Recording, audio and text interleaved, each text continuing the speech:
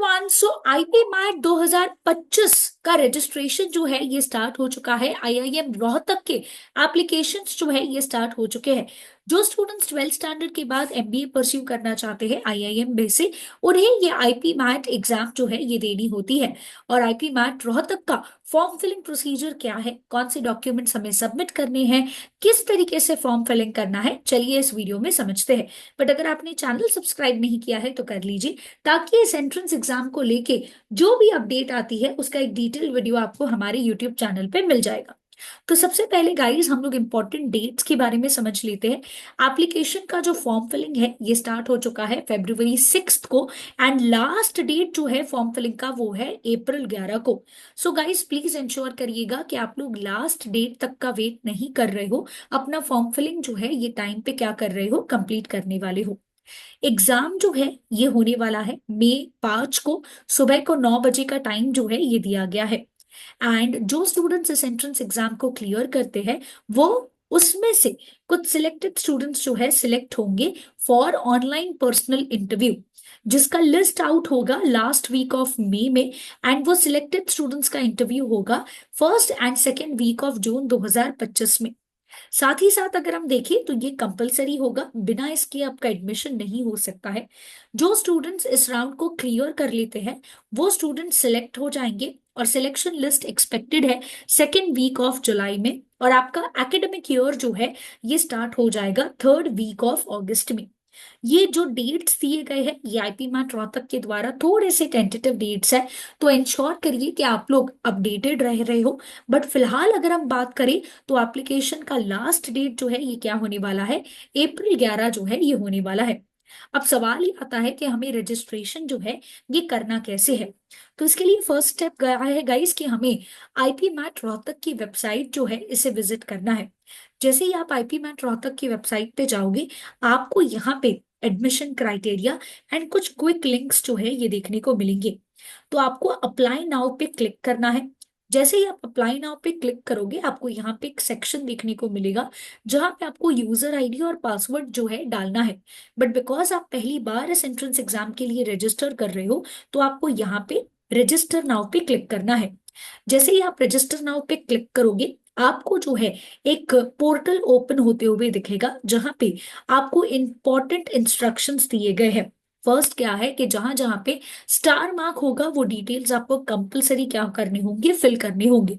And first step क्या है कि हमें यूजर आईडी और पासवर्ड जो है ये जनरेट करना है। तो यूजर आईडी और पासवर्ड कैसे जनरेट हो सकता है चलिए समझते हैं। सबसे पहले जो है आपको आपका नाम, date of birth, mobile number और ईमेल एड्रेस जो है ये देना होगा। ये डिटेल्स आप जैसे ही फिल करोगे उसके बाद आपको आपके रजिस्टर्ड मोबाइल नंबर और ईमेल एड्रेस पे आपका लॉगिन क्रेडेंशियल्स जो है ये आ जाएगा। एंड आपको 10th स्टैंडर्ड का मार्कशीट आपके पास रखना है, क्योंकि आपके सारे डॉक्यूमेंट का जो फिलिंग है वो उसी हिसाब से होने वाला है। तो जो आपका नाम होगा वो भी आपके डॉक्यूमेंट्स जो आप अपलोड करोगे उससे वेरीफाई होगा। आपका डेट ऑफ बर्थ भी पहले चेक किया जाएगा। एलिजिबिलिटी, मैं एक वीडियो ऑलरेडी लेके आ रही हूँ एलिजिबिलिटी के ऊपर कि कौन से स्टूडेंट्स इस एंट्रेंस एग्जाम के लिए एलिजिबल है। तो मेक श्योर करिए आप पहले चेक कर रहे हो फॉर्म फिलिंग करने से पहले कि वेदर यू आर एलिजिबल और not for this entrance exam. उसके बाद आपको आपका mobile number and mail ID जो है ये डालना है। तो फर्स्ट स्टेप क्या होगा कि हमें यूजर आईडी और पासवर्ड जो है ये जनरेट करना होगा। तो आपको एसएमएस या फिर मेल एड्रेस पे आएगा, एंड मेक श्योर करिए कि आप उसको क्या कर रहे हो, सेव करके रख रहे हो। और लास्ट डेट जो है वो है April 11। तो आपको पूरा procedure including the form filling का जो फीस है ये आपको इस तारीख के पहले क्या करना है, सबमिट जो है ये करना है। अब रजिस्टर कैसे करें यूजर आईडी और पासवर्ड के लिए, तो आपको आपका नेम जो है यहाँ पे एंटर करना होगा। रिमेंबर नेम आपके 10th स्टैंडर्ड के मार्कशीट के हिसाब से ही होना चाहिए, उसको बिल्कुल भी चेंज मत करिएगा। आपका डेट ऑफ बर्थ सही होना चाहिए, इंश्योर करिएगा कि आप उसको सही format, that is date month और ईयर के फॉर्मेट में डाल रहे हो। काफी बार स्टूडेंट्स कंफ्यूज हो जाते हैं, पहले मंथ लिख देते हैं फिर डेट लिखते हैं, तो प्लीज वैसी गलती मत करिएगा। नेक्स्ट आपको आपका ईमेल एड्रेस डालना है।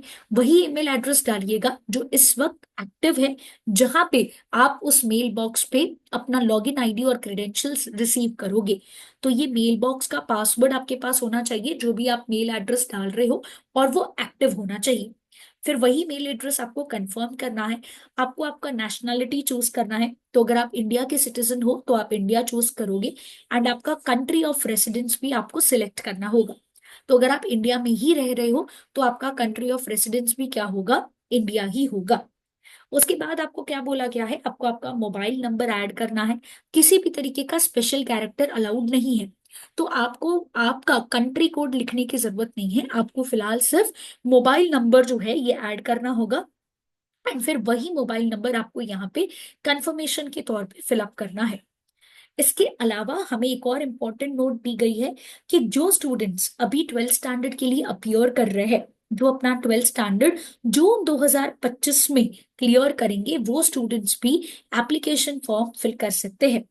बट सिर्फ उन्हें मिनिमम एलिजिबिलिटी क्राइटेरिया जो है ये फुलफिल करना होगा। मिनिमम एलिजिबिलिटी क्राइटेरिया क्या है, कि स्टैंडर्ड 10th और 12th का मार्कशीट आपको वहां पे पेश करना होगा जब आपका एडमिशन होगा। तो अगर आप जनरल कैटेगरी से हो तो आपका 10th और 12th का एवरेज 60% से ज्यादा होना चाहिए। ईडब्ल्यूएस एनसीबीसी के लिए 55% है, and SC ST and PWD candidates के लिए भी क्या हो जाएगा, 55% हो जाएगा। साथ ही साथ आपको आपका school leaving certificate and migration certificate भी लगेगा। अगर ये डॉक्यूमेंट्स आपके पास नहीं होंगे तो आपका एडमिशन ऑफर कैंसिल हो सकता है। तो प्लीज इंश्योर करिए कि जो स्टूडेंट्स ट्वेल्थ स्टैंडर्ड इस साल 2025 में लिखने वाले हैं, आपका स्कोर जो है आइडियली 60% से ज्यादा का होना चाहिए। नेक्स्ट, जैसे ही हम जो है यहाँ पे सारी डिटेल्स फिलअप कर देंगे, उसके बाद हमें ये एक और जो है यहाँ पे कंडीशन बताई गई है कि जो मार्क्स ऑब्टेन्ड होंगे ये एग्रीगेट मार्क्स होंगे of best of 5 subjects that appear in the marksheet, irrespective of the boards regulation. बहुत इंपॉर्टेंट है। तो जो कैंडिडेट्स को ग्रेड्स मिले हैं या ग्रेड पॉइंट्स मिले हैं, मार्क्स नहीं मिला है, उन्हें कन्वर्जन ऑफ ग्रेड्स मिला है यहाँ पे करना होगा। एंड वो क्या होना चाहिए, वो चीज जो है ये सर्टिफाइड होनी चाहिए। अपार्ट फ्रॉम दैट एक और चीज इंश्योर करिएगा कि आपके पास ओरिजिनल मार्कशीट्स जो है ये होनी चाहिए। एक बार आपने ये डेटा यहाँ पे फिल कर लिया, उसके बाद आप इस डेटा को चेंज नहीं कर सकते हो। एंड फिर आपको ये सारा डेटा चेक करने के बाद आई अग्री पे क्लिक करना होगा। आप यहाँ पे एक डिक्लेरेशन दे रहे हो कि आपने जो भी इंफॉर्मेशन यहाँ पे भरी हुई है इट्स ऑल ट्रू। तो जो भी डेटा होगा उसी को मान के आपका लिस्ट जो है आगे का जनरेट होगा। जो कैप्चा यहाँ पे आपको दिया गया है वो सेम कैप्चा जो भी आपके स्क्रीन पे डिस्प्ले होगा वो आपको एंटर करना है, और फिर आपको नेक्स्ट पे क्या करना है, मूव करना है। जैसे ही आप नेक्स्ट पे क्लिक करोगे तो आपका स्टेप 1 रजिस्ट्रेशन का कंप्लीट हो चुका है। आपने जो रजिस्टर्ड मेल आईडी वहां पे डाला है और जो मोबाइल नंबर डाला है उस पे आपको आपके लॉगिन क्रेडेंशियल्स मिल जाएंगे। दैट इज आपको यूजर आईडी और पासवर्ड मिल जाएगा। वो आपको सेव करके रखना है, बिकॉज आगे चल के जितने भी आपके रजिस्ट्रेशन होंगे वो इसी यूजर आईडी और पासवर्ड से होने वाले हैं। क्लोज बटन पे उसके बाद क्लिक करके आप वहां पे आपको राइट हैंड साइड पे गो टू एप्लीकेशन दिखेगा, उस पे क्लिक करना है। जैसे ही क्लिक करोगे ये पेज ओपन अप होगा, जहां पे पहला जो स्टेप है वो है आपका पर्सनल डिटेल्स आपको फिलअप करना है। तो आपका एप्लीकेशन नंबर ऑलरेडी जनरेट हो गया होगा, आपका नाम वहां पे डिस्प्ले हो रहा होगा जो आपने फिलअप किया है, डेट ऑफ बर्थ डिस्प्ले हो रहा होगा जो आपने फिलअप किया है।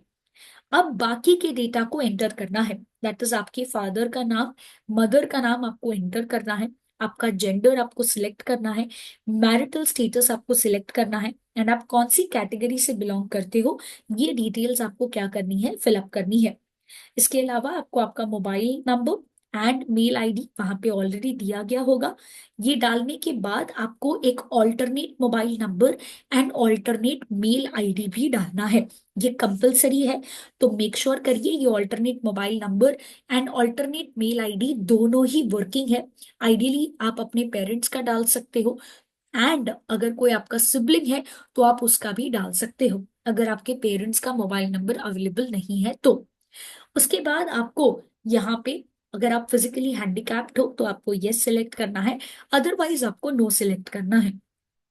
नेक्स्ट हमें एड्रेस डिटेल्स डालनी होती है, तो हमें हमारा रेसिडेंशियल एड्रेस कंप्लीटली फिल करना होगा। मेक श्योर करिए आप अपना एड्रेस सही तरीके से फिल कर रहे हो। कौन सी कंट्री में आप रह रहे हो, कौन से स्टेट में, जैसे अगर आप इंडिया में हो तो कौन से स्टेट में आप रह रहे हो, वो डिस्ट्रिक्ट आपको सही तरीके से फिल करना है। उसके बाद आप कौन सी सिटी में रह रहे हो, ये सिटी आप एंटर करोगे। जैसे एग्जांपल ले लीजिए, महाराष्ट्र स्टेट हो जाएगा, यहाँ पे डिस्ट्रिक्ट में मुंबई सबर्बन या मुंबई सिटी, एंड यहाँ पे सिटी में मुंबई आ जाएगा। फिर जो आपका रिस्पेक्टिव पिन कोड है वो अच्छे से चेक करके डालिएगा अगर आपको नहीं पता है तो। अगर आप यही एड्रेस पे फिलहाल रिसाइड कर रहे हो और यही आपका परमानेंट एड्रेस भी है तो आप यहाँ पे यस क्लिक करोगे। बट अगर आपका परमानेंट एड्रेस और कोई है, आप सपोजिंगली पीजी में रह रहे हो या कहीं और रह रहे हो या टेम्परेरी बेसिस पे शिफ्ट हुए हो, तो आपको आपके परमानेंट एड्रेस की डिटेल्स जो है यहाँ पे डालनी है। बट अगर सेम है तो आप यस बटन पे क्लिक कर सकते हो। उसके बाद नेक्स्ट हमें ये एक और क्वेश्चन पूछा गया है कि क्या आप इंटीग्रेटेड प्रोग्राम एंड लॉ के लिए जो है इंटरेस्टेड हो या नहीं। तो you can select for yes और no. Integrated programme and law का मतलब होता है 5 ईयर एलएलबी प्रोग्राम। तो अगर आप इंटरेस्टेड हो तो आप यस पे क्लिक करोगे, अदरवाइज आप लोग नो पे क्लिक करके सेव एंड नेक्स्ट बटन जो है इस पे क्लिक करोगे। जैसे ही इस पे आओगे, आपको पर्सनल डिटेल्स के बाद नेक्स्ट जो डिटेल्स डालनी है वो है आपकी academic details. Remember, academic details आप लोग मार्कशीट के साथ बैठ के उसको ध्यान से देख के ही क्या करेंगे, फिलअप करेंगे। तो सबसे पहले आपको क्या पूछा गया है, आपका एग्रीगेट मार्क्स परसेंटेज फॉर्मेट में पूछा गया है, और आपको आपके 10th स्टैंडर्ड का बोर्ड का नाम डालना है। जैसे एग्जाम्पल ले लीजिए, सीबीएसई बोर्ड हो गया, महाराष्ट्र बोर्ड हो गया, गुजरात बोर्ड हो गया, तो आप अपनी बोर्ड का नाम यहाँ पे एंटर करेंगे।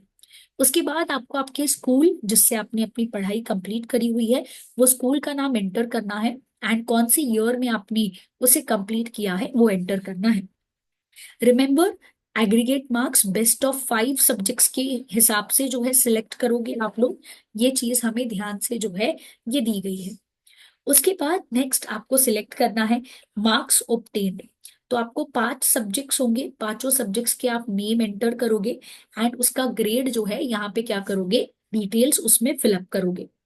उसके बाद आपको टोटल मार्क्स जो मिला है, मतलब अगर आपका 500 में से लेटेस्ट से आपका स्कोर है 400, तो आपको टोटल मार्क्स ऑब्टेन्ड मतलब यहाँ पे 400 जितना आपको मिला है वो एंटर करोगे। और आउट ऑफ कितने में से मिला है, 500 में से मिला है, तो मैक्सिमम मार्क्स यहाँ पे 500 एंटर करोगे। मतलब 500 मार्क्स में से आपको 400 मार्क्स मिले हैं। इस तरीके से रिमेंबर, इसको उल्टा मत फिल कर दीजिएगा। उसके बाद आपको परसेंटेज, जो आपका 10th स्टैंडर्ड का परसेंटेज है, प्रॉपर डेसिमल फॉर्मेट में ही उसको क्या करना है, फिलअप करना है।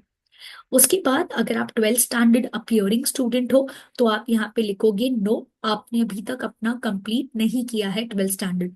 बट अगर आपका कंप्लीट हो चुका है तो आप यस पे क्लिक करोगे, और यहाँ पे कोर्स टाइप में आप सिलेक्ट करोगे कि आप 12th कर रहे हो या डिप्लोमा कोर्स कर रहे हो। नेक्स्ट सेव एंड नेक्स्ट पे बटन पे क्लिक करोगे। उसके बाद आपको यहाँ पे देखने को मिलेगा कि जो स्टूडेंट्स जून 2025 की एंट्रेंस एग्जाम जो है पर्टिकुलरली एचएससी की अपियर कर रहे हैं, उनका कंप्लीट होगा, वो स्टूडेंट्स भी इस एंट्रेंस एग्जाम के लिए अपियर कर सकते हैं। इधर अलर्ट पे क्लोज बटन क्लिक करने के बाद आपको नेक्स्ट जो कॉलम आएगा वो है आपका exam city preference. Please guys, बहुत इंपॉर्टेंट है, आपका जो फर्स्ट एंड आपके घर से या जो आप जहां पे रिसाइड कर रहे हो, आपके घर से जो भी क्लोजेस्ट सिटी होगा, यहाँ पे आप उसको नंबर 1 प्रेफरेंस में डालोगे। उसके बाद प्रेफर्ड सिटी 2 का मतलब क्या, कि अगर ये सिटी जो आपके घर से क्लोज है ये आपको नहीं मिली, तो सेकेंड सिटी आपको कौन सी चलेगी और थर्ड सिटी आपको कौन सी चलेगी। तो उस हिसाब से आप क्या करोगे, यहाँ पे फिल करोगे। जैसे एग्जाम्पल ले लो, जो मुंबई के स्टूडेंट्स हैं वो प्रेफर्ड सिटी 1 मुंबई डाल सकते हैं। 2 में उनसे क्लोजेस्ट नासिक और पुणे, ये दोनों सबसे क्लोजेस्ट है। तो अपने सबसे क्लोजेस्ट सिटी का नाम फर्स्ट में डालोगे। फर्स्ट नहीं मिला तो सेकंड कौन सा, सेकंड नहीं मिला तो थर्ड कौन सा। ये डिटेल्स एंटर करने के बाद आप सेव और नेक्स्ट पे क्लिक करोगे, एंड फिर आपको आपके डॉक्यूमेंट्स अपलोड करने हैं। कौन से डॉक्यूमेंट्स अपलोड करने हैं, आपको आपका एक पासपोर्ट साइज फोटोग्राफ अपलोड करना है, कंपलसरी है। सिग्नेचर अपलोड करना है, ये भी कंपलसरी है। और आपको आपका 10th स्टैंडर्ड का मार्कशीट जो सेल्फ अटेस्टेड है, मतलब उसका जेरोक्स निकालिएगा और उस पे साइन कर लीजिएगा। ये कॉपी जो है आपको क्या करनी है, अपलोड करनी है। और आपका रजिस्ट्रेशन फीस यहाँ पे आएगा जो नॉन रिफंडेबल है, और पेमेंट उसका ऑनलाइन मोड में ही करना है। तो सारी डिटेल्स फॉर्म के चेक करने के बाद आप क्या कर सकते हो, फीस का पेमेंट कर सकते हो। जहां पे जैसे ही आप इसको सर्टिफाई करोगे और जो कैरेक्टर्स यहाँ पे आपको दिए गए हैं, ये कैरेक्टर्स डालोगे। सबमिट करने से पहले प्रीव्यू बटन पे सिलेक्ट करके सारी इंफॉर्मेशन जो आपने फिलअप करी हुई है ये गो थ्रू कर लोगे, चेक कर लोगे। हर एक इंफॉर्मेशन जो आपने डिटेल्स डाली है उसे वेरीफाई कर लोगे। अगर कोई चेंजेस रिक्वायर्ड है तो वो चेंजेस करने के बाद, अच्छे से चेक करने के बाद आप सबमिट बटन पे क्लिक करोगे। जैसे ही आप सबमिट करोगे आपके लिए एक पेमेंट गेटवे ओपन होगा, और फिर आप अपनी एग्जामिनेशन फीस का पेमेंट कंप्लीट जैसे ही करोगे, आपका रजिस्ट्रेशन जो है यहाँ पे हो गया। और आपको एक मेल भी आएगा स्टेटिंग congratulations you have successfully completed your यहाँ पे एप्लीकेशन प्रोसेस। तो ये पूरा का पूरा आपका आईपी मैट का क्या हो गया, रजिस्ट्रेशन प्रोसेस जो है ये हो गया। तो stay tuned with B care. अगर किसी भी तरीके का डाउट आ रहा है तो आप हमें नंबर्स पे कांटेक्ट कर सकते हो, या फिर नीचे कमेंट बॉक्स में मेंशन कर सकते हो।